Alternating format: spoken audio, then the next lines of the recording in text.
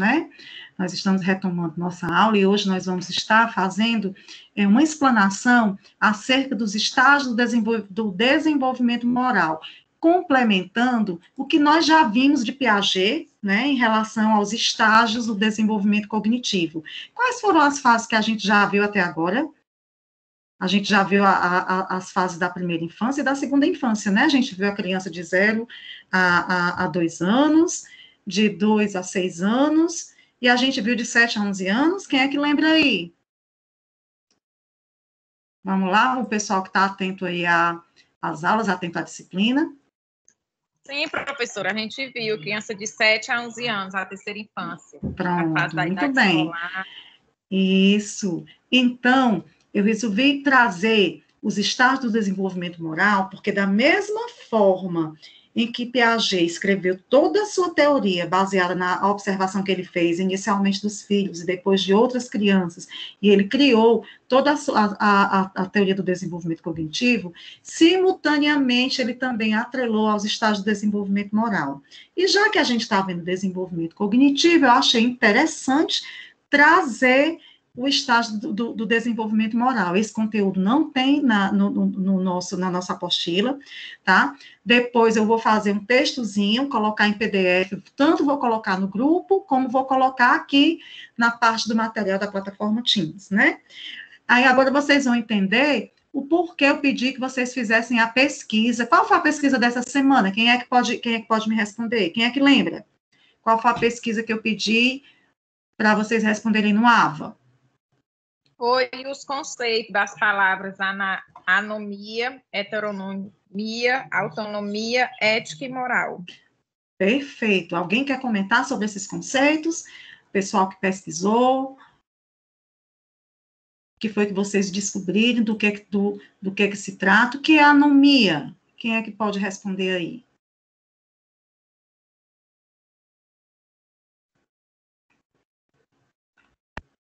Oi?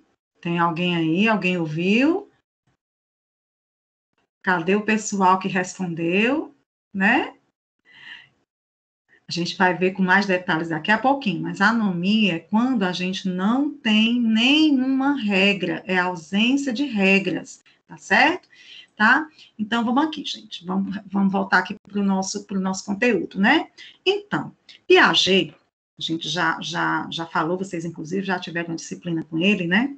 Era um cientista nato, ele adorava pesquisa, ele adorava investigar, tá?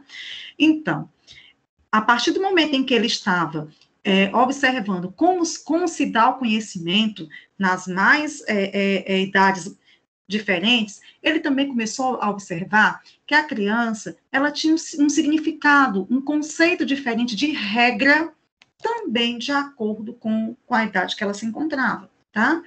E ele investigou a maneira como a criança constrói esse significado de regra, tá certo? Então, ele criou vários dilemas, vários conflitos, em que ele colocava para as crianças resolverem, tá certo? Em formato de historinhas, que era exatamente para como a criança respondia, como ela resolvia, ele formulava o estágio de regra que a criança se encontrava, tá certo? Isso possibilitava a criança julgar o que é certo, o que é errado, a questão da ética, né? Tá? E consequentemente, dessa forma, a criança começava a compreender o seu papel, né, dentro do contexto que ela estava inserida. E Piaget, por sua vez, compreendia como o indivíduo, como o sujeito, como a criança pensava em relação ao desenvolvimento do julgamento moral. Tá certo? Pode parecer assim complicado à primeira vista, mas vai ficar mais claro agora quando a gente colocar os dilemas, né?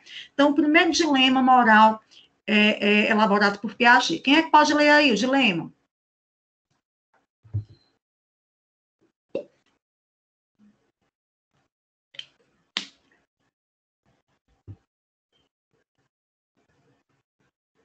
Alguém pode ler? Os microfones de vocês estão silenciados? E eu não sei?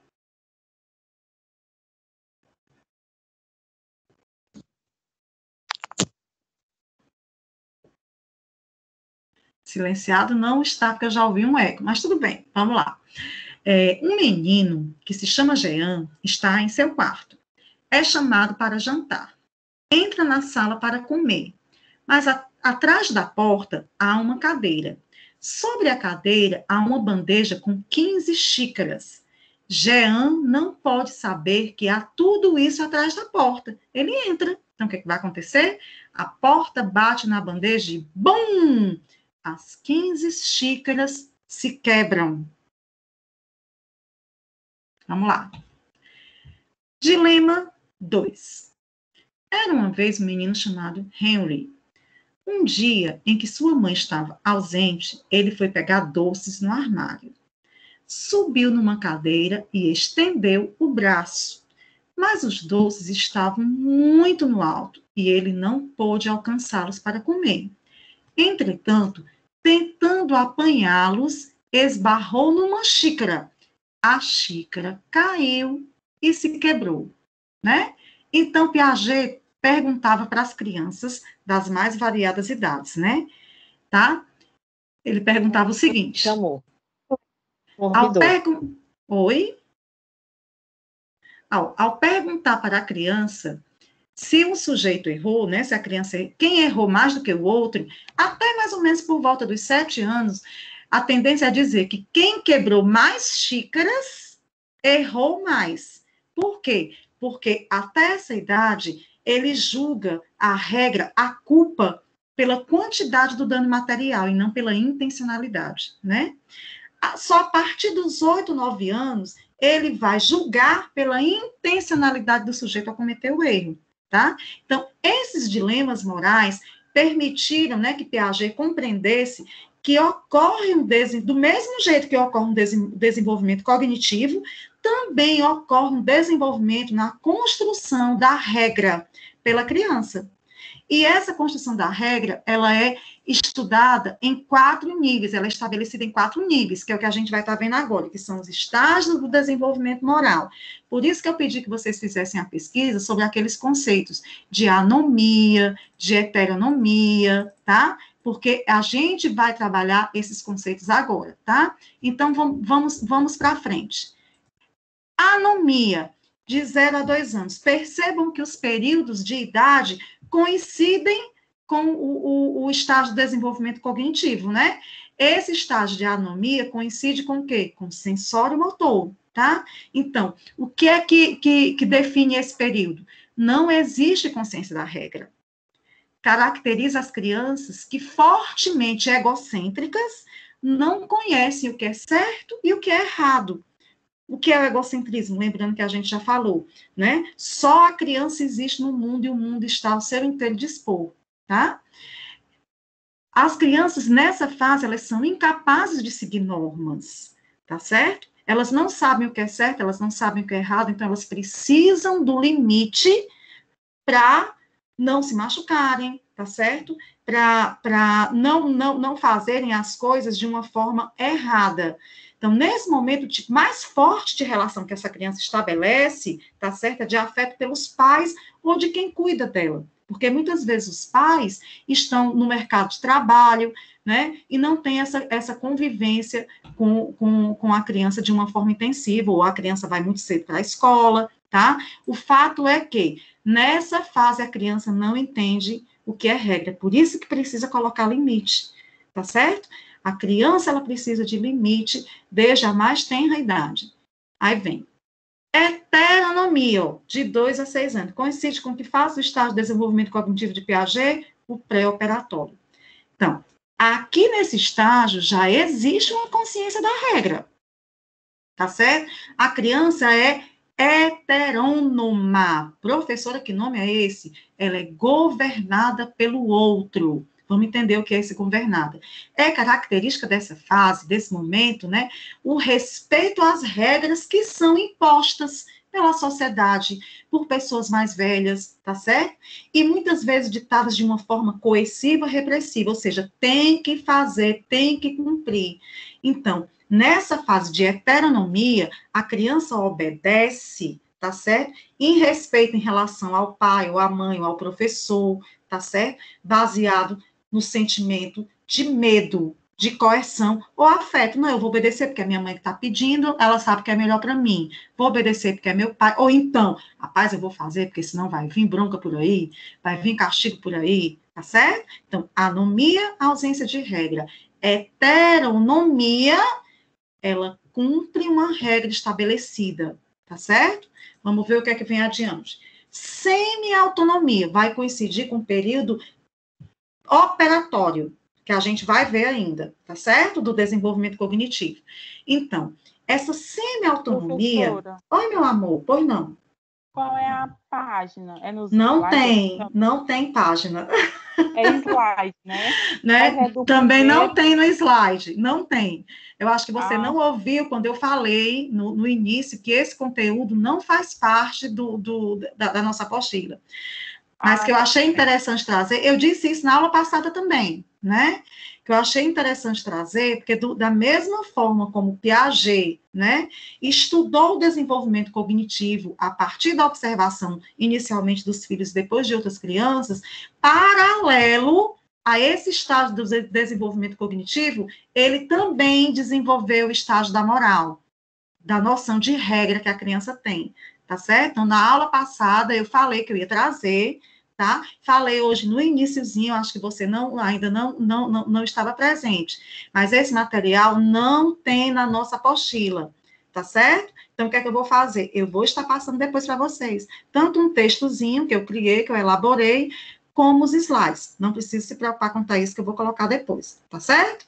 Então, voltando para a semi-autonomia, a criança já começa a discernir. Vamos lembrar os exemplos que a gente passou agora do dilema moral, tá certo? A criança sem intencionalidade quebrou 15 xícaras. E a outra criança com intencionalidade quebrou uma xícara.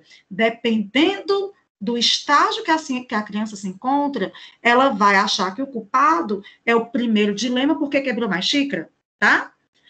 Mas, a partir do momento em que ela já começa a ter um discernimento, que é aqui, no estágio da semi-autonomia, tá certo? Ou seja, vai começar o início da autonomia moral, né? Ela depende ainda das regras para se organizar, mas ela já começa a fazer julgamentos através de uma análise.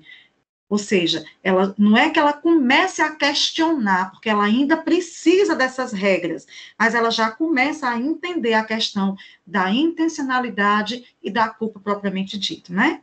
Aí vem a autonomia, que vai coincidir com o estágio do operatório formal, desenvolvimento cognitivo de Piaget, né? Que é a pré-adolescência da nossa apostila, que a gente ainda vai ver, que aqui é de 12 a 15 anos em diante, ou seja, é a construção da autonomia moral, tá certo? E o que é autonomia? É exatamente, a gente vai ver aqui com mais detalhes, mas eu vou explicar para vocês. É quando eu tenho total noção do que é certo e do que é errado, do que eu devo fazer e das consequências que eu vou assumir se eu fizer o errado, entendeu?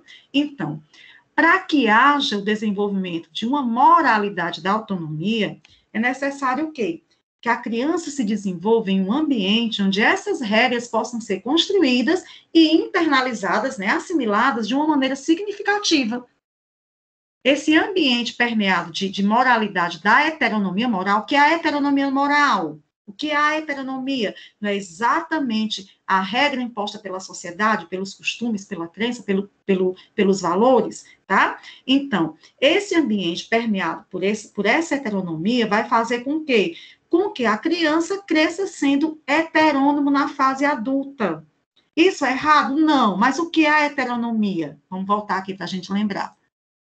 Ó, existe a consciência da regra, mas eu ainda cumpro essas regras por temor, por coerção, por repressão.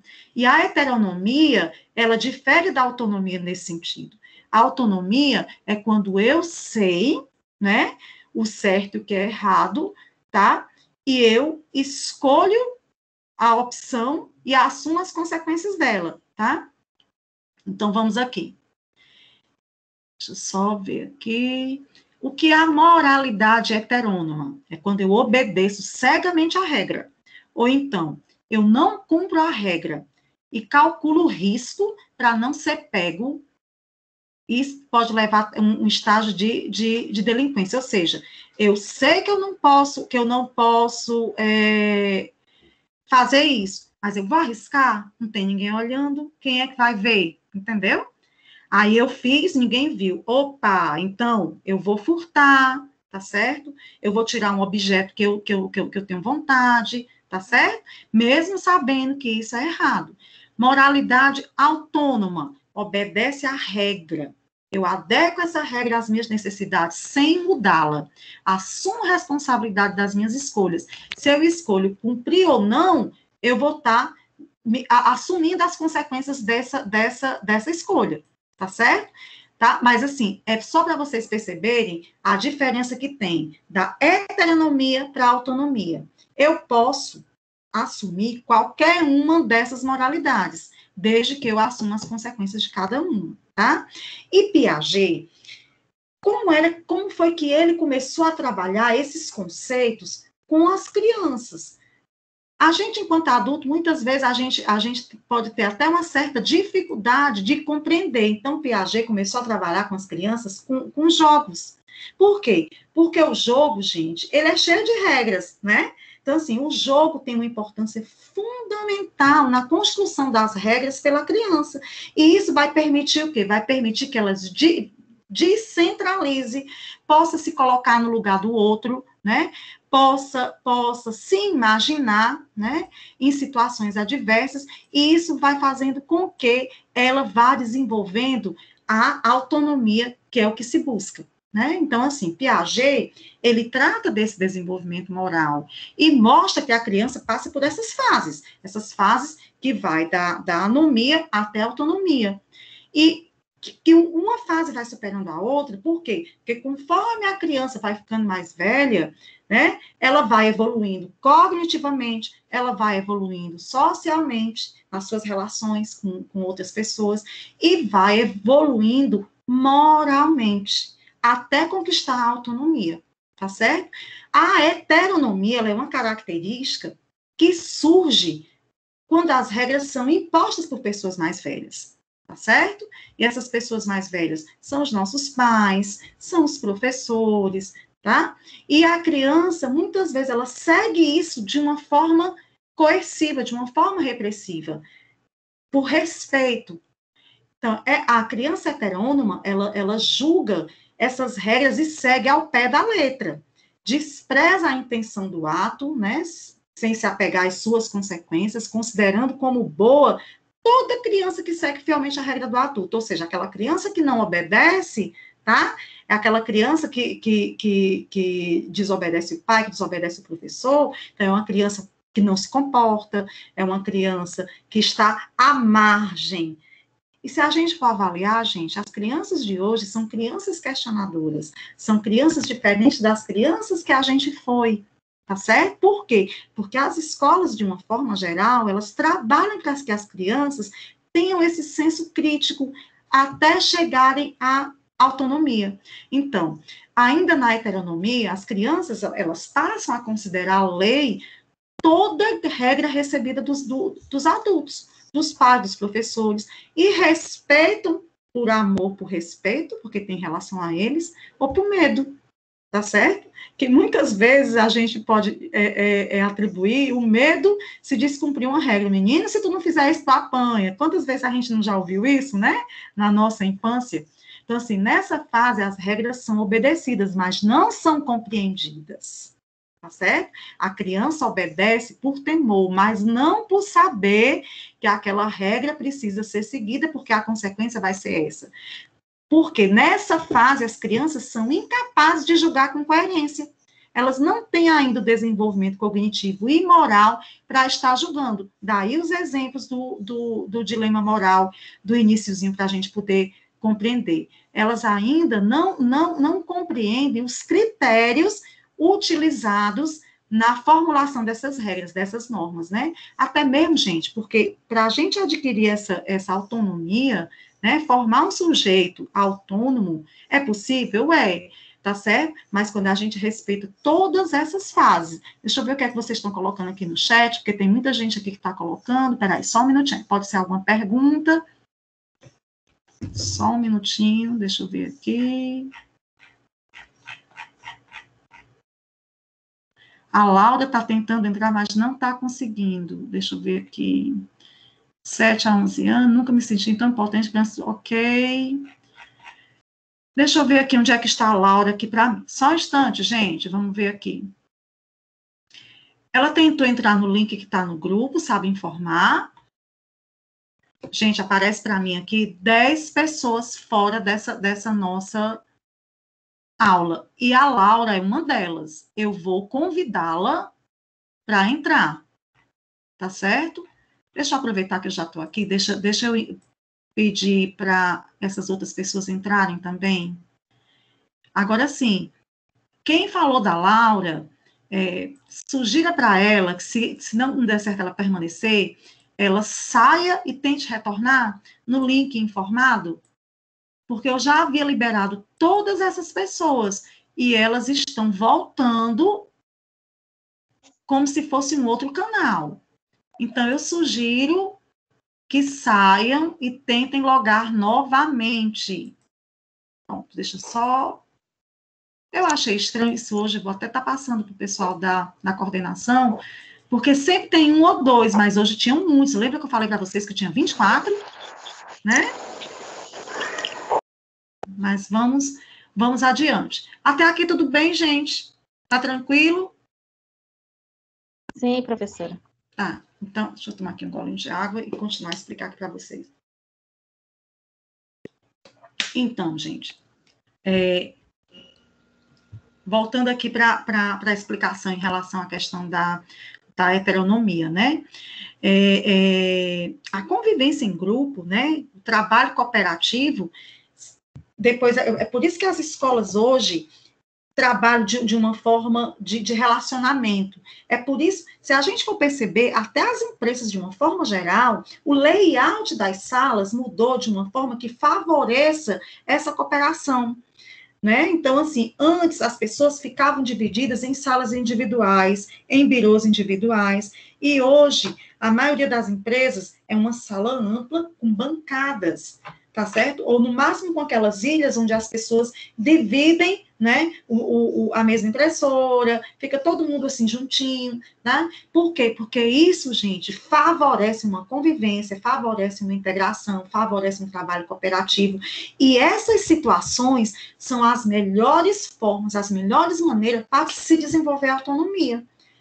Né? O que é a autonomia? A autonomia, ela se caracteriza pela possibilidade do sujeito elaborar suas próprias normas. Ele vai entender o conteúdo, é por isso que é de 12 a 15 anos em diante, porque nessa fase ele já está o quê? Na pré-adolescência e na adolescência, tá certo? O desenvolvimento cognitivo dele já está na fase do operatório formal, onde ele pode pensar, elaborar hipóteses, ele pode conjecturar, ele pode se questionar, tá certo? Porque a pessoa autônoma não é aquela que faz tudo o que quer, não é aquela que faz tudo o que deseja, que se governa sem se importar com as pessoas à sua volta. Lembra que a moralidade autônoma é eu arcar com as consequências dos meus atos? Então, a autonomia não significa posso tudo. Pelo contrário, o sujeito autônomo, a pessoa autônoma, ela vai saber coordenar essas regras porque ela assimilou. Ela vai saber coordenar regras, ideias, decisões, as preferências do seu grupo social, agindo em harmonia, agindo de uma forma harmônica. Tá certo? Por quê? Porque quando a gente é privado de conviver assim, num ambiente propício para essa autonomia, tá? Vai permanecer o quê? As características da heteronomia, tá? Então, assim, vamos voltar um pouquinho no tempo. Um pouquinho não, um poucão, né? Mas, antigamente, a educação, a forma de ensinar, por isso que o pessoal fala, ensino tradicional, né? O que era o ensino tradicional? Quem é que era o detentor do saber? O professor. Quem é que ousava questionar o professor? Misericórdia, Deus me livre, era caixão e vela preta, tá? Por quê? Porque o professor exercia a figura da autoridade, era aquela pessoa que exalava respeito e por respeito ou temor, eu me calava, tá certo? Então, esse ambiente de heteronomia é o que hoje as escolas procuram combater. É o que hoje a sociedade que a gente está inserida procura disseminar, tá? Por quê? Porque é o que nós queremos hoje? Seres pensantes, seres reflexivos, seres críticos, tá certo? Mas, no geral, o que é que a gente ainda observa? A gente observa muito adolescente, muito adulto, heterônomo, conformista, revoltado, tá certo? E o que é o conformista? O conformista é um ser apático, que normalmente permanece inerte perante os acontecimentos, assiste tudo sem uma perspectiva de mudança. O nome já está dizendo, conformado. Ele imagina que as coisas estão prontas e acabadas. Ele não tem iniciativa de mudar aquele contexto que ele está inserido. Entendeu? Por outro lado, tem pessoas que se mostram alheias às ordens impostas e de forma delinquente, de forma inadequada, passam a agir conforme seu desejo. Por exemplo, vamos colocar aqui a lei do trânsito. Nós temos uma lei de trânsito, que se a gente não cumpre, nós somos punidos, tá certo? A gente é punido com ponto na carteira, com multa, até, até chegar à gravidade do recolhimento do carro ou da retenção da habilitação, tá certo? Então, muitas vezes, nós temos o livre-arbítrio para seguir ou não. Então, se eu não seguir, eu sei qual a consequência. Ou seja, se eu ultrapassar a velocidade X em determinada área, que é de 60 km ou de 80 km, eu vou arcar com consequência. Qual é a consequência? De uma multa, né? Se isso vai acontecendo de uma forma sistemática, ainda no exemplo do trânsito, vai chegar um ponto em que a minha habilitação vai ser recolhida, não é? Ou seja, e não é isso que se espera. O que se espera é que nós, enquanto pessoas, enquanto sujeitos ativos, dentro da nossa cultura, dentro da nossa sociedade, a gente saiba discernir o que é certo e o que é errado. Isso vem da ética, né? É a gente saber se portar em situações, tá certo? Por isso que eu pedi que vocês pesquisassem o que é ética, o que é moral, porque as duas são inerentes, são entrelaçadas à outra. E nós não temos a consciência do quanto isso influencia a nossa vida, do quanto isso influencia a nossa conduta. Só que nós estamos formando esses conceitos desde a primeira infância, tá certo? Exatamente o quê? Por essas normas passadas inicialmente pelos nossos familiares, né, pelos nossos pais, tá? E depois reforçadas pela escola. Então, gente, a autonomia, colocar a autonomia como objetivo específico da educação, né, pode o quê? Pode trazer transformações amplas que vão ultrapassar o aprendizado do conteúdo. Porque, veja só, nós temos aprendido conteúdos curriculares exigidos pelo MEC, né? Mas a gente também percebe que muitas vezes outros tipos de conteúdos são reforçados para a escola, são reforçados na escola, conteúdos que a gente já traz de casa, que são significativos para a vida da gente, né? Ou seja, tem essa preocupação em formar um ser humano que vive, que sente, que ama, né? Que precisa ser amado, tá? Isso é um dos objetivos da autonomia, né? Aí vamos ver que eu me empolgo, ó, me empolguei. Então, até aqui tá tudo bem, gente? Tá tranquilo? Então. Tá sim, tá ótimo. Como é que nós podemos fazer para propiciar essa autonomia, tá certo? Porque quando a gente compara tais discursos com a realidade escolar, vários questionamentos são levantados. Né? Aí a gente vai avaliar a prática pedagógica, como é que a gente discute essas regras na escola? Como é que eu vou construir uma consciência moral? Tá certo? Isso, gente, fez com que a escola, de uma certa forma, se transformasse, né? Transformasse em que sentido? Nesses novos conceitos, porque hoje o professor, ele não é visto mais como detentor do saber, ele é um facilitador do aprendizado, né? Então, assim, se a gente for comparar a forma como nós vemos os nossos professores dando aula hoje, até mesmo nós, enquanto adultos, nós podemos fazer uma comparação da educação que a gente teve quando criança, quando adolescente, tá? Então, assim, uma educação que propicia autonomia significa o quê? Não há um desenvolvimento de autonomia num ambiente onde prevalece o autoritarismo do professor. Né? Por quê? Porque nesse ambiente de autoritarismo, onde os alunos veem um professor como dono exclusivo do saber, como eu vou questionar? Como eu vou tirar minhas dúvidas?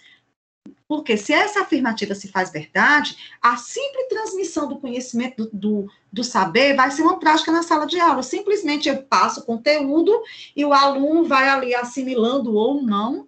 Por quê? Porque a postura do professor autoritário, do professor tradicional, fazia com que o aluno se encolhesse no sentido, eu vou falar, tô doido, né?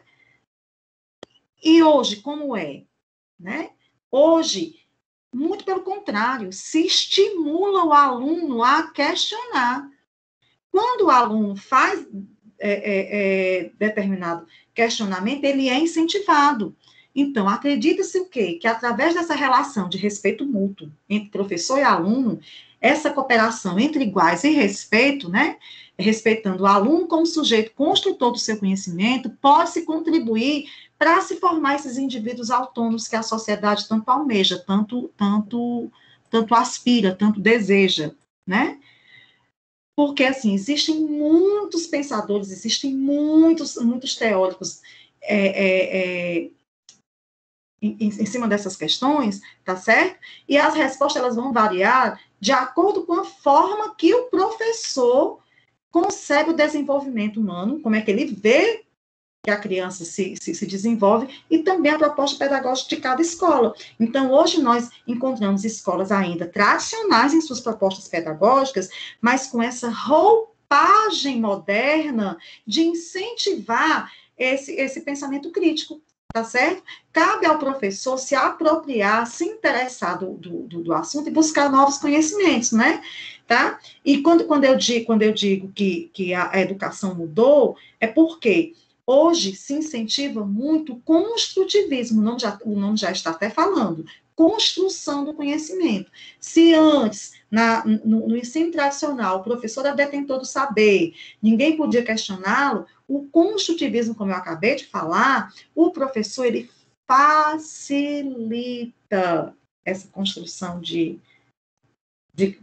conhecimento. Né? Ele também está inserido nesse processo de aprendizado, ele facilita. Então, assim, a educação proposta pelo construtivismo tem como prioridade esse desenvolvimento pleno, respeitando o interesse dos alunos, respeitando as respostas dele. Por quê? Até a resposta errada, ela é incentivada. Como assim, professora? Né? O que se quer incentivar é a participação do aluno. Então, se o aluno responde uma resposta errada, você não vai dizer, vixe, Maria, errou. Pronto, você matou ali o menino. Ele nunca mais vai participar. Você tem que dizer, joga para a turma. Será que essa é a resposta mais adequada? Você não precisa necessariamente dizer que o menino errou, entendeu? Porque o grupo vai chegar ao consenso. Se o grupo não chegar ao consenso, o professor tem que provocar situações para que a resposta certa venha à baila, mas que as crianças que percebam. Isso é estimular a pesquisa, isso é estimular a pensar, isso é estimular a criatividade. E assim, eu particularmente não tive uma educação dessa natureza, eu tive uma educação propriamente tradicional, a dita educação bancária no sentido de que a gente só escutava o professor, não questionava. Né? Então, assim, nesse sentido do construtivismo, a teoria piagetiana, ela teve, assim, uma importância essencial nesse sentido. Então, assim, nesse sentido, Piaget defende uma educação onde se pense, né? Uma educação do pensamento, uma educação da razão, da lógica, né? E para isso acontecer, é necessário o quê? Você ter liberdade para questionar, liberdade para dizer a sua opinião. Não é só encher a memória de conhecimentos úteis, né? Você precisa formar uma inteligência ativa, você precisa fazer com que a criança tenha essa autonomia do pensar. E as atividades feitas de forma cooperativa, onde os alunos trabalham em grupo, né, com o professor ali provocando, estimulando esse pensar, assim, tanto os alunos como o professor assumem essa postura de pesquisador. Então, assim, o professor, gente, ele tem papel fundamental no desenvolvimento do seu aluno, seja ele de educação infantil, educação básica ou ensino superior, né? Por quê? Porque esse provocar vai estimular o quê? Vai estimular o seu senso de pesquisa e, consequentemente, o seu senso de criticidade, tá? Então, quando eu passo tarefa para vocês, tá certo? A minha intenção é que vocês pesquisem, que vocês procurem saber que existe um universo de possibilidades de conhecimento além desse que a gente está estudando aqui.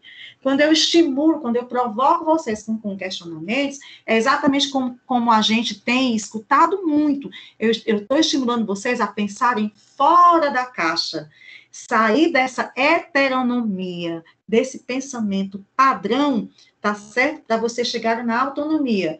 Né? Ou seja, por que tem que ser desse jeito? Por que não pode ser diferente? Então, hoje, por exemplo, voltando para o exemplo aqui do professor propriamente dito, nós, professores, tivemos que nos reinventar.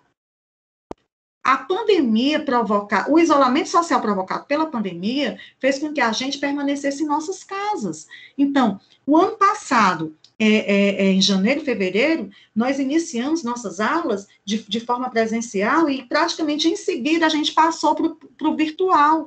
Vocês não têm noção do tanto de pessoas que viram esse sistema de aula virtual pelas plataformas digitais um bicho-papão.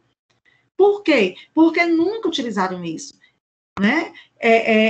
Existem relatos de professores assim, olha, eu sou acostumado com quadro, com pincel e quadro, como é que eu vou dar aula agora por um computador? Então, professores se reinventaram, passaram a utilizar a nova técnica, a nova metodologia, mas teve outros que não se adaptaram, entendeu? Então, assim, essa coisa da reinvenção é a gente se adaptar às situações, tá certo? E isso a gente pode fazer com as regras também. As regras, quando elas são criadas, tá certo? Elas têm que ser realmente respeitadas, mas a gente tem que fazer isso com consciência. Esses estágios de anomia, heteronomia, semi-autonomia, até chegar à autonomia, na anomia a criança não tem consciência nenhuma, então ela precisa realmente da intervenção do adulto. Ela está de 0 a 2 anos, ela não sabe nem que existe. Ela é totalmente egocêntrica, ela acha que o mundo está ali para satisfazê-la, então ela precisa dessa intervenção. Quando ela passa para a segunda fase, que é a da heteronomia, ela ainda também precisa dessa intervenção. Mas aqui começa-se a preocupação em que ser eu estou criando para esse mundo, né? Um ser conformista, que não vai questionar, né? Então, assim, a relação pedagógica reflexiva em cima dessa fase é essencial. Por quê? Espera-se sensibilizar pais, professores e, consequentemente, as crianças, né, para esse problema da moralidade, da regra, da ética, da moral. Bem como promover, gente, a estruturação, né, de regras a partir da qual eu possa tomar minhas decisões morais, com responsabilidade. Uma criança de 8 anos, ela já tem noção do que é certo e do que é errado, tá certo? Ela já sabe a consequência daquilo que ela vai enfrentar, tá certo? Mas muitas vezes ela pode estar obedecendo, não porque ela sabe o que é certo ou o que é errado, mas com medo da consequência, tá? Então, Piaget, ele considera que a educação moral, ela deve ser ativa, ou seja, a partir das nossas próprias experiências, a gente pode permitir essa ação necessária para que a própria criança construa estruturas morais autônomas, ou seja, simultaneamente, eu estou me desenvolvendo cognitivamente, eu estou amadurecendo meu cérebro, né? Ele está maturando para que eu possa compreender conteúdos mais complexos e, simultaneamente, paralelamente, eu também estou desenvolvendo a minha moral. Tá certo? A minha noção de ética, a minha noção do que é certo, do que é errado, que isso vai ter uma influência no meu desenvolvimento cognitivo, isso vai ter uma influência no meu desenvolvimento social. Por que eu trouxe esse conteúdo? Porque nós estamos estudando as fases do desenvolvimento humano, tá? E a partir do momento em que eu começo a ter noção de ética, de moral, de regra, isso vai influenciar nas minhas condutas futuras. Então, Piaget, ele conceituou esse desenvolvimento moral como uma mudança, como a gente está vendo, né? Da anomia, da heteronomia, até chegar à autonomia, tá certo? Até aqui tudo bem, gente? Tá tranquilo? Vocês vão perguntando, vocês vão falando, viu? Porque esse é um tema que eu gosto muito, eu me identifico, e eu vou-me embora, tá? Eu sigo adiante, né? Então, como é que a gente pode estar estimulando essa autonomia nas crianças no dia a dia?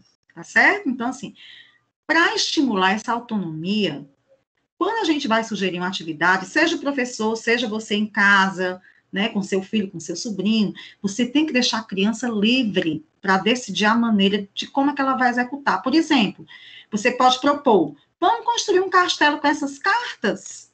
A criança perguntar, como? Aí você diz, usando as cartas. Como é que você acha que pode ser? Você volta para a criança. É ela que vai ter autonomia, né? Para saber como é que ela vai construir aquele castelo de carta, né? Então, assim, eu me lembrei agora de uma palestra que eu assisti, onde o palestrante dizia assim, que pedia à criança para desenhar uma rosa, uma flor, né? Desenhar e pintar. E a criança desenhou e pintou do jeito que ela quis. Mas quando ela levou para apresentar, o professor disse que ela tinha feito errado. Por quê? Porque o caule tem que ser verde, o miolo tem que ser amarelo e as pétalas têm que ser vermelho ou cor-de-rosa. Normalmente, quando a gente vai desenhar uma rosa, eu só fazia desse jeito. O caule tem que ser verde. Mas a rosa não é minha. Eu não posso fazer essa rosa do jeito que eu quero.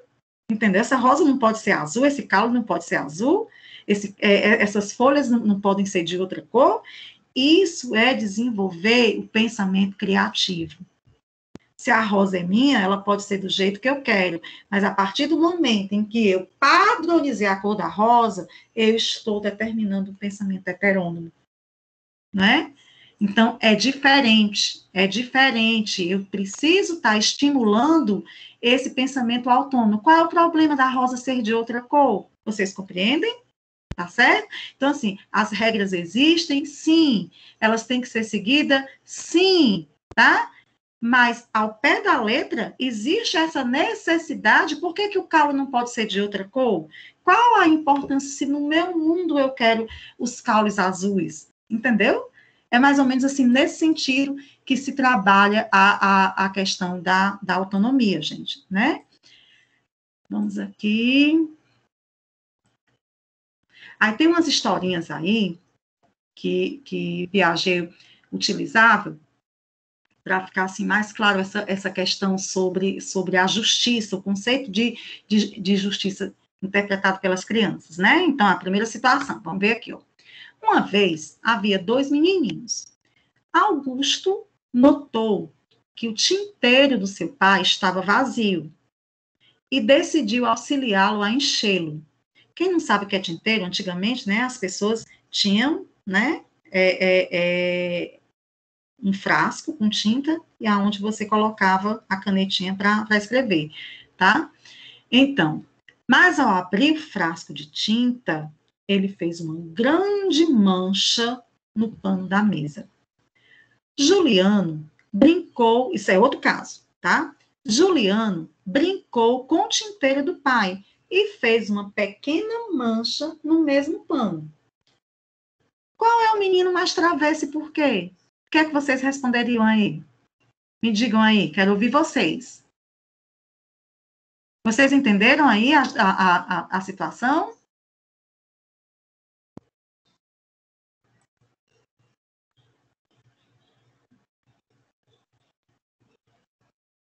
Pode repetir, professora? Vamos lá. Uma vez havia 2 menininhos, Augusto e Juliano. Augusto notou que o tinteiro do pai estava vazio e decidiu ajudar o pai a encher o tinteiro. né? Mas quando ele abriu o frasco de tinta, caiu, derramou e fez uma grande mancha no pano da mesa. Essa é a situação 1. Situação 2. Juliano brincou com o tinteiro do pai. E, ao fazer isso, fez uma pequena mancha no mesmo pano. Qual é o menino mais travesso e por quê?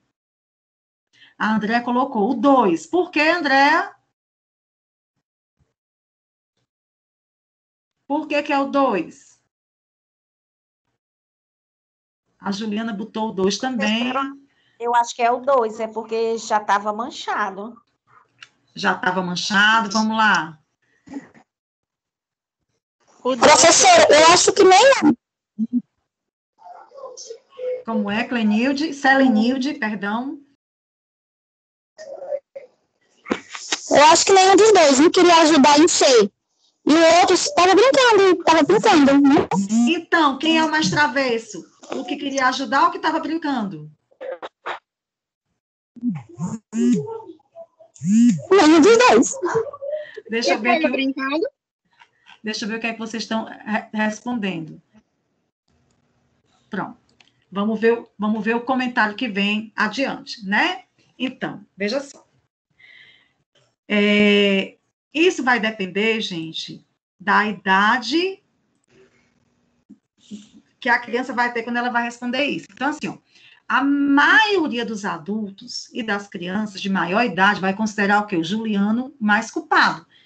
A mancha foi pequena, tá certo? Mas foi consequência de algo que ele não devia estar fazendo, tá certo? Porque ele estava brincando.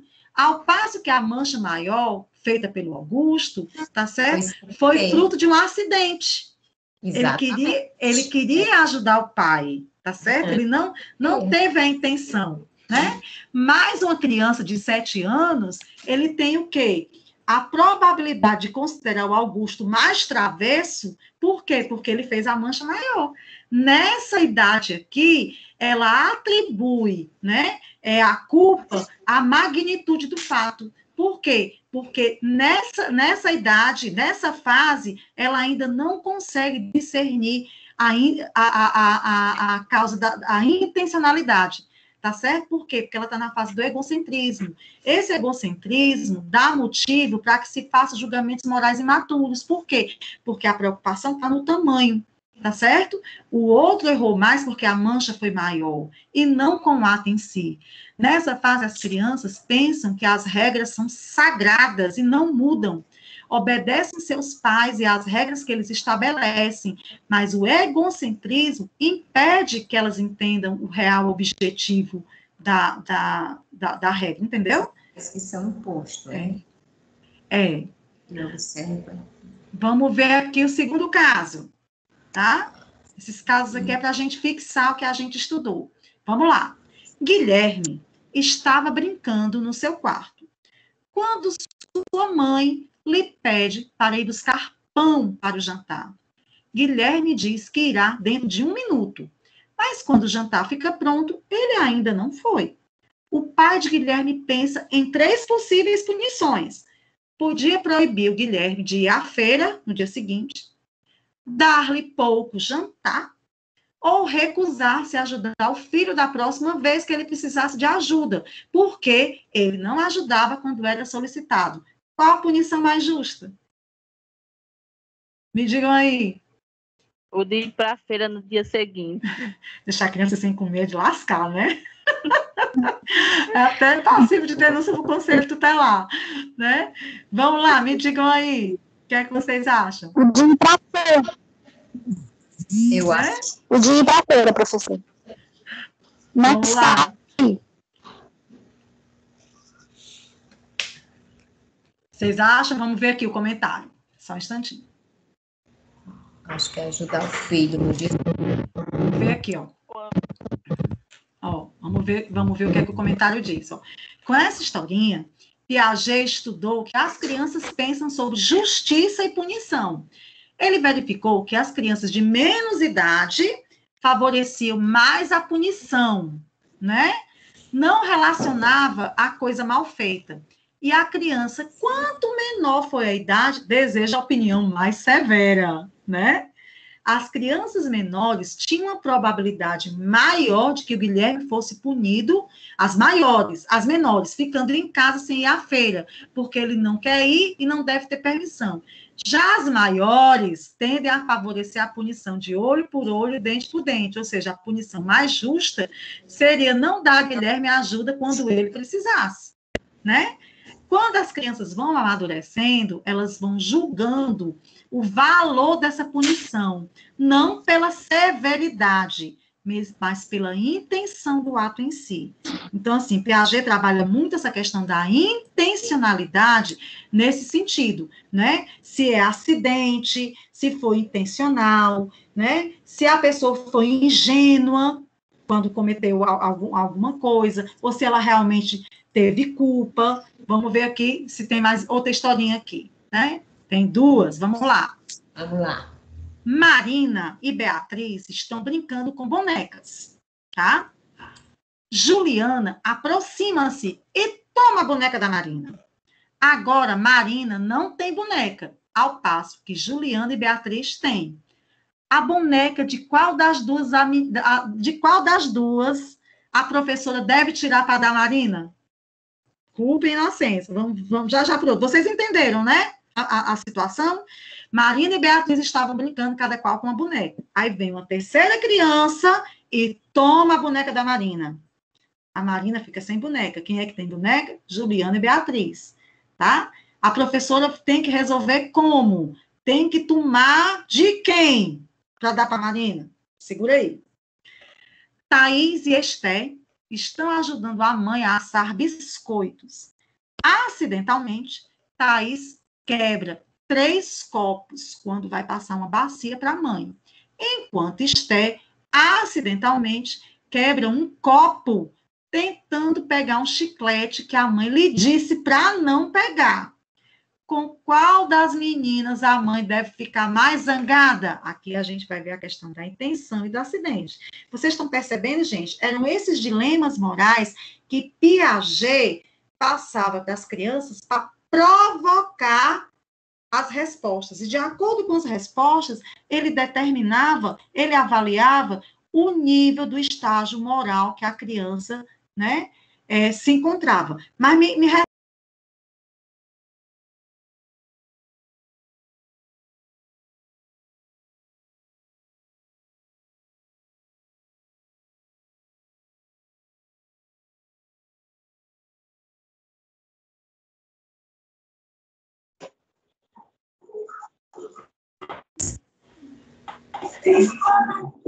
muito bem. Tem que conversar que tem que dividir, porque eu tenho 2 netas de 3 anos e meio, de 2 anos e meio, e sempre ocorre, mesmo que as bonecas sejam iguais, só que de cores diferentes, tem sempre uma que toma da outra. E aí, o que a gente faz? Tem que conversar, que não pode tomar, e a gente conversa muito também sobre a divisão, que tem que dividir. E assim mesmo que se trabalha em sala de aula, tá certo? E em casa também. Porque no que você estimula o tomar, você vai estar estimulando o mesmo pensamento egocêntrico que você quer combater, né? E no caso da Thaís e da Esté, tem gente que respondeu aqui a Esté, né? Que a Esté queria comer o chiclete que a mãe não deixou, ou seja, ela desobedeceu. Vamos ver o que é que o comentário diz em relação a essas situações. Então, vamos lá. Comentário das 2 histórias, né? A tendência das crianças de serem mais... A tendência é que as crianças sejam mais justas do que injustas, mostrou que elas desenvolvem certas noções convencionais de justiça antes de 7 anos de idade. As crianças mais velhas mostraram um senso de justiça mais desenvolvido, né? Ou seja, os autores atribuem isso o quê? Ao seu egocentrismo. Por quê? A partir do momento em que eu vou ficando mais velha, eu vou percebendo que existem outras pessoas além de mim à minha volta, e eu vou estar adquirindo a noção de moral e de justiça que ainda a criança pequena não tem. Eu vou estar desenvolvendo uma capacidade de me adaptar ao ponto de vista dos outros. Eu já vou começar a perceber a questão da intencionalidade, do acidente, da culpa, da inocência, tá certo? E isso, gente, vai fazendo com que eu desenvolva cada vez mais a autonomia. Porque o que é autonomia? É eu chegar nesse estágio de analisar, de pensar, de criticidade de uma forma em que eu tenho livre-arbítrio para seguir a regra, né? Eu posso até seguir com medo da punição, mas eu tenho a consciência do que essa regra traz para mim e para a minha vida, entendeu? Aí tem uma questãozinha aqui que eu trouxe para a gente tirar até da nossa apostila, né? Vamos ver aqui, ó. Leia e analise a situação abaixo. Uma escola localizada na periferia de uma cidade de porte médio, no interior do estado de São Paulo, faz constante uso de recompensas para reforçar os alunos a apresentarem comportamentos desejáveis, comportamentos positivos. Além disso, algumas vezes, quando necessário, pune, né, castiga aqueles que apresentam comportamentos indesejados, aqueles que apresentam comportamentos inadequados.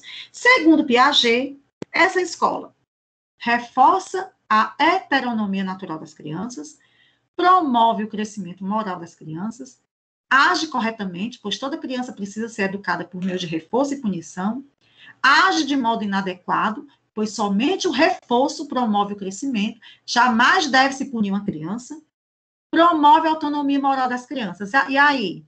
O que é que vocês acham? A, B, C, D ou E? Respondam no chat, se preferirem. André já respondeu aqui a A. Vamos lá? Vamos lá, gente? A D.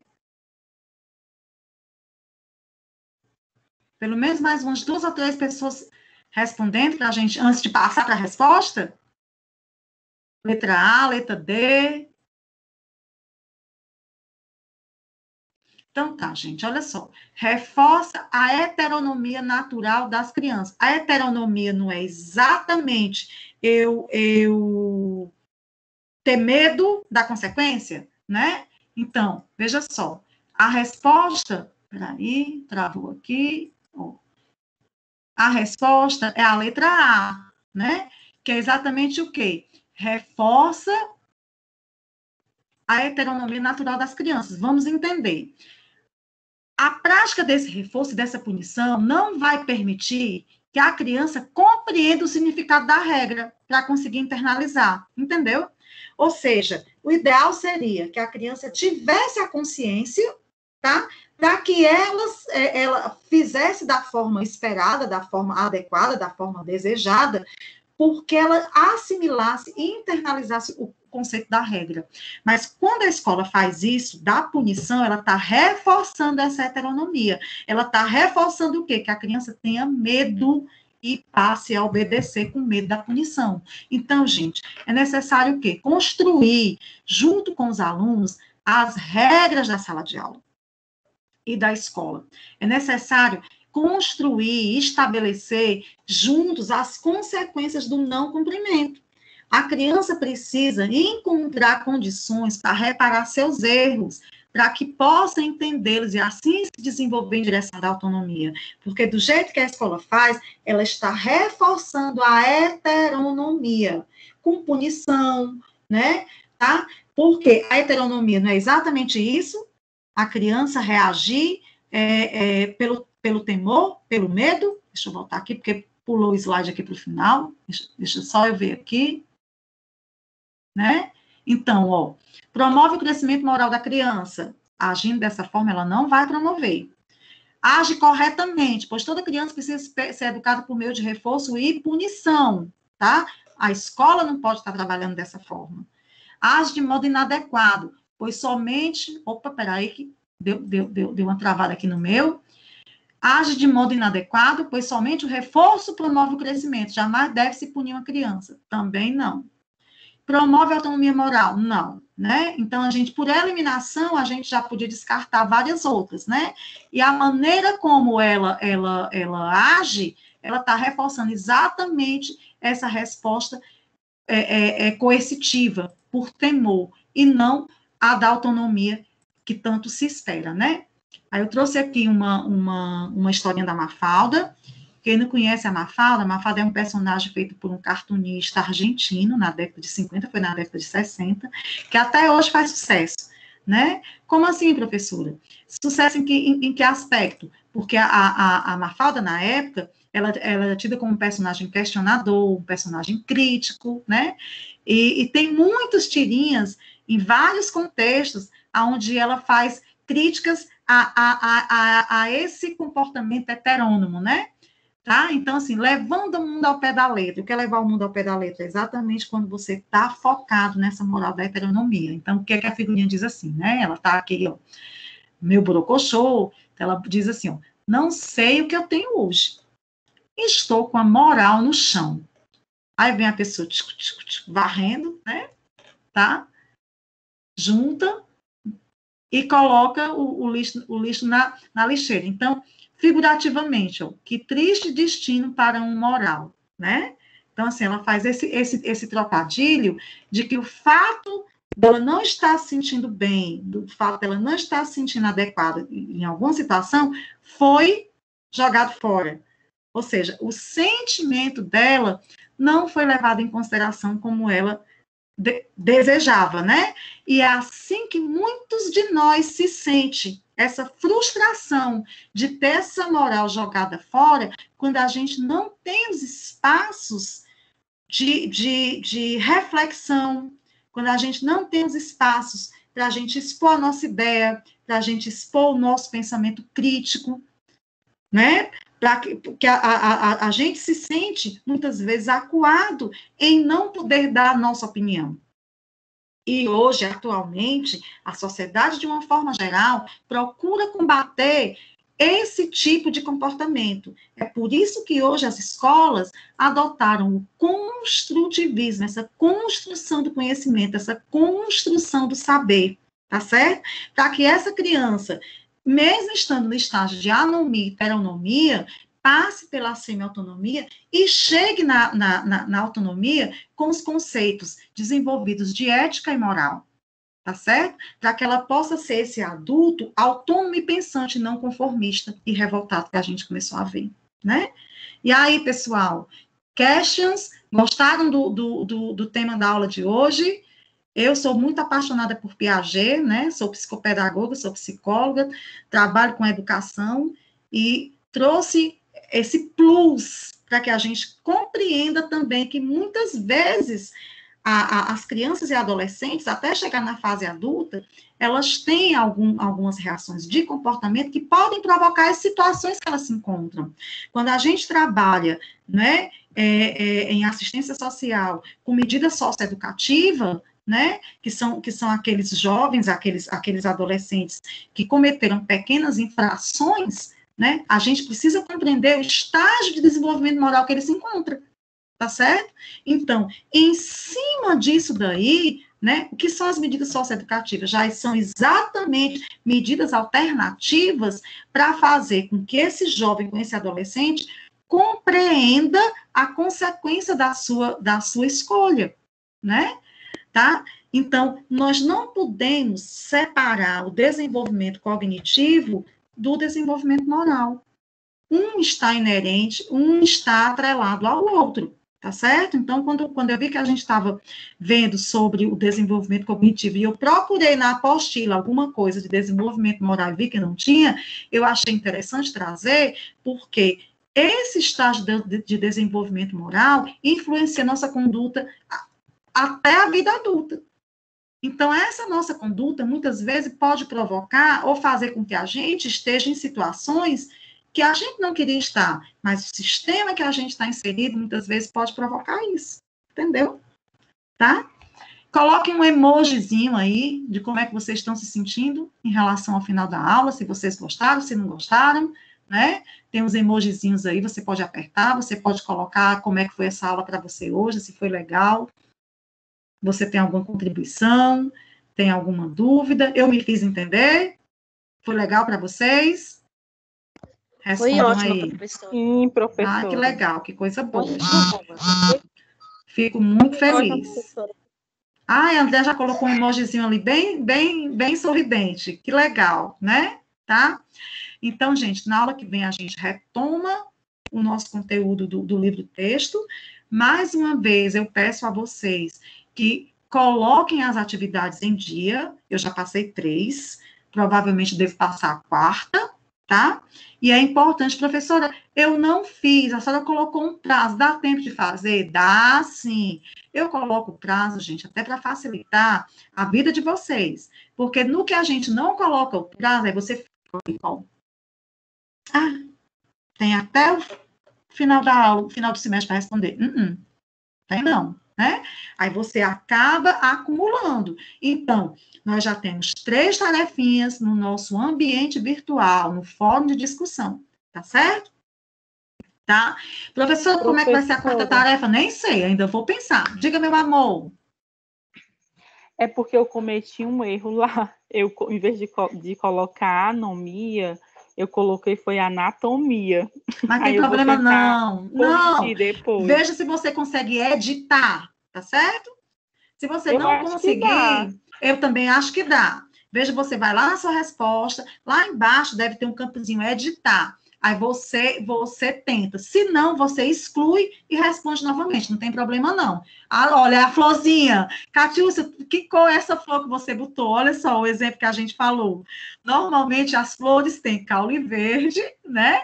O miolozinho amarelo e as pétalas vermelhas, né? Tá? Então, isso daí é exatamente o quê? É exatamente o padrão de flor que nós aprendemos. Então, quando a gente faz um padrão diferente, quando a gente pensa fora da caixa, né, as pessoas acham o quê? Acham que a gente não está dentro da norma, dentro da regra, né? Tá? Então, assim, tem uma colega que colocou assim, não vai comentar as respostas? Vejam bem, o que foi que eu pedi para vocês responderem? Conceito de anomia, que a gente já viu na aula de hoje, conceito de heteronomia, que a gente já viu na aula de hoje, conceito de autonomia, que a gente também viu na aula de hoje, e ética e moral. A ética e a moral, não falei do conceito propriamente dito, mas eu trouxe exemplos onde a gente fala sobre a ética e moral, mas vamos aproveitar os minutinhos finais, então deixa eu tentar explicar aqui, né? O que é a ética, tá? Existe, assim, muita controvérsia em relação à questão da ética e da moral, por quê? Porque uma está interligada na outra, né? Então, assim, a ética, a gente pode dizer que é a prática da moral, tá certo? Como assim, professor? O que é a moral? A moral, gente, ela é o conjunto de valores, ela é as normas, são as tradições que a nossa sociedade traz, que são transmitidas pela família, reforçadas pela escola, né? Ou seja, dentro de uma sociedade, a moral, ela tem a ver com os valores, com as crenças, certo? E o que é que a ética tem a ver com isso? A ética é exatamente a prática dessa moral. É eu colocar na prática esses conceitos. É a questão do que é moralmente bom ou mal, do que é certo, do que é errado, né? Eu até comentei isso na semana passada, num grupo de estudo que eu estava participando, onde a gente estava falando dessa questão da ética propriamente moral, né? Então, assim, tem até um versículo bíblico que agora eu não me lembro, mas que diz assim, ó, tudo posso, mas nem tudo me convém, né? Ou seja, eu tenho meu livre-arbítrio, eu posso fazer tudo, tá certo? Mas essa liberdade é conveniente? Será que eu poder fazer tudo, isso vai me trazer que tipos de consequências, entendeu? Então, assim, nós temos que compreender que nós vivemos dentro de uma sociedade que tem regras, que tem normas, que tem valores, que tem uma cultura que segue tradições, tá certo? E eu sou um ser inserido nessa sociedade. Então, eu tenho que saber o que é certo, o que é errado, o que é bom, o mal, dentro desse contexto. Eu fazendo certo, eu fazendo bom, eu estou na linha. Eu fazendo errado e fazendo mal, eu estou fora da linha. Muitas vezes, aquilo que é certo para mim pode ser errado para você ou vice-versa. Ou seja, isso é muito controverso. O fato é que o que é ser ético. Eu nunca me esqueci disso. Eu estava no meu primeiro semestre de psicologia, isso lá vai tempo, viu, gente? 1900 lá é bolinha, né? Só numa empresa esse ano eu vou fazer 24 anos, imagine o tempo que eu tenho de formado, o tempo que eu estava na faculdade. Qualquer dia de minha idade para vocês, né? E eu nunca esqueci quando o professor falou isso, eu trago isso comigo até hoje. Ele dizia assim, ser ético é você fazer o que é certo quando não tem ninguém olhando, né? Por quê? Porque quando tem gente olhando, eu tenho medo da punição, eu tenho medo do castigo, eu tenho medo da consequência. Ah, não tem ninguém olhando. Ah, vou fazer. Não tem ninguém vendo, mas quem é que está vendo? Sua consciência. Então, a ética tem muito a ver com isso. É você fazer o que é certo quando não tem ninguém olhando. Por quê? Porque é a sua consciência que vai determinar a sua conduta, né? Deixa eu ver o que é que vocês estão colocando aqui. Peraí, colocaram aqui os emojizinhos. Já comentei as respostas. Miguelina, foi tranquilo? Em relação, era isso que você estava querendo que a gente comentasse? Deixa eu ver o que foi que colocou aqui. A Francinete colocou. Professora, eu gostaria de tirar uma dúvida. Só um instante que eu vou ler aqui, tá? Porque eu sei que vocês veem o que se coloca. Eu gosto de tirar uma dúvida. Eu dava reforço escolar para uma criança de 8 anos e a mãe dele cobra muito dele porque ele ainda não sabe ler.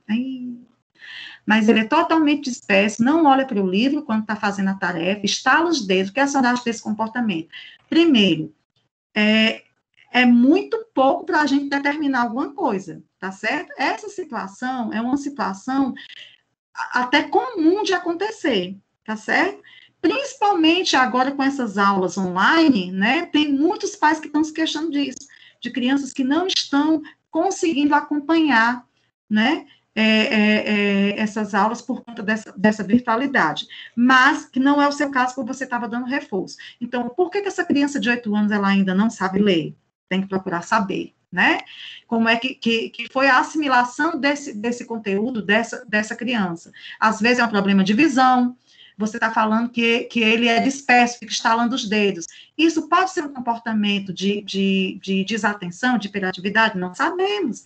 Essa criança precisa passar por uma avaliação.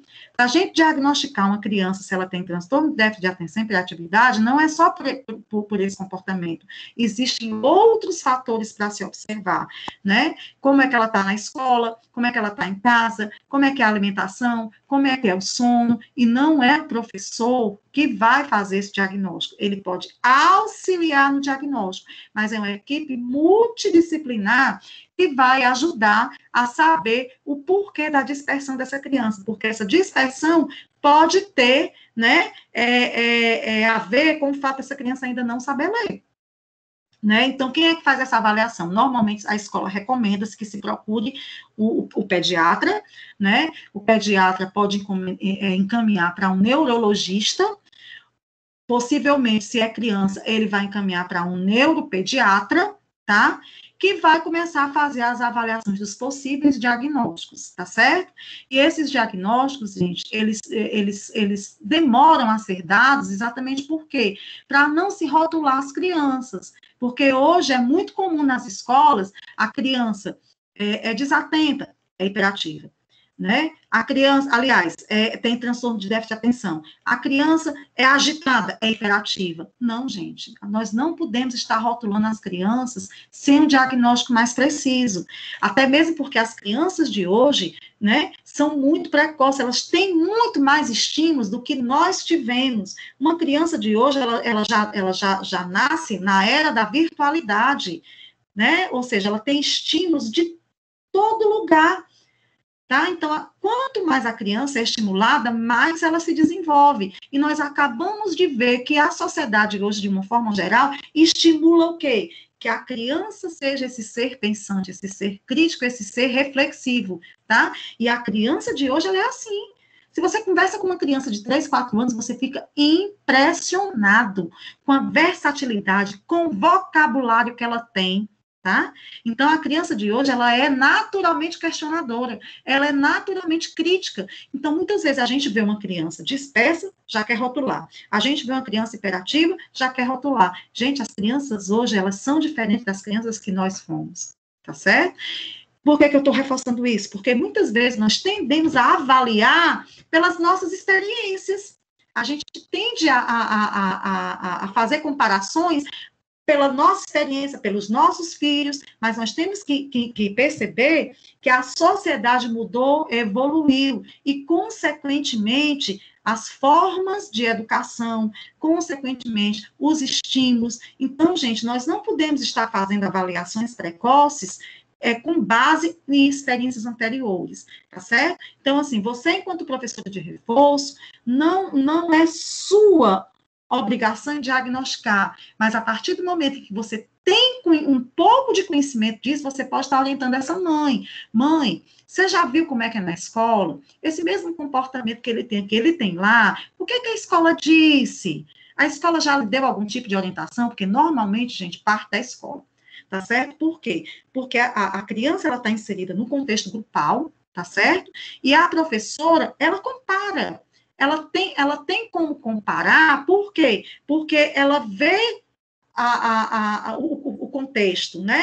Então, ela percebe, como é uma faixa etária, claro, né, que toda criança tem o seu ritmo próprio de aprendizado e de evolução, mas na escola, a professora percebe, ela pode perceber com mais precisão, tá certo? Então, ela pode chegar, eu não sei como é que é a hierarquia na escola, tem escola que a professora já tem liberdade de falar direto com a mãe, mas tem escola que tem que passar para a coordenação, para a direção, e a direção é que fala com os pais, porque nem sempre, nem muitas vezes, os pais estão abertos para ouvir isso, né? Os pais vão dizer, essa professora não tem paciência com o meu filho, né? Oi. Oi. A mãe dele falou que acha que é por conta da separação dela com o pai dele. Será que tem alguma coisa a ver? Não sei, pode ter, né? Então, assim, como eu estou dizendo, nós não podemos fazer diagnósticos, entendeu? Mas é fato que situações, né, emocionais podem afetar. Se afeta a gente que é adulto, imagina criança. Mas, assim, não existe receita de bolo, gente. A criança está assim, é isso. Tem que se fazer uma avaliação mais precisa. A Charleide está aqui comentando, né, que a filha de 6 anos coloca o de 11 anos no bolso. Mas é assim mesmo. É dessa forma, tá? Gente, terminamos nossa aula. Vamos aqui fazer a nossa chamadinha, né? Deixa eu ver aqui. Vamos colocar aqui, baixando lista de frequência. Pronto. Essa aula vai ficar gravada na plataforma, mas a partir de amanhã já vai estar no meu canal do YouTube, tá? Quem tiver interesse, vai lá, se inscreve. A partir de agora, todas as aulas que eu estou dando, eu estou colocando lá. Por quê? Porque às vezes acontece do aluno não saber mexer na plataforma, ou quando vai atrás já tem apagado, e lá no YouTube não, fica para sempre, tá certo? O canal é o meu nome, Cláudia com K, Ziesemer, né? Já tem gente lá que já entrou, que já assistiu a aula. Todas as nossas aulas estão lá, com exceção da segunda. A segunda aula não foi gravada, eu me lembro que eu estava dando aula e deu um tilt, né? E eu não consegui mais retomar a gravação, tá certo? Então, estou parando a gravação,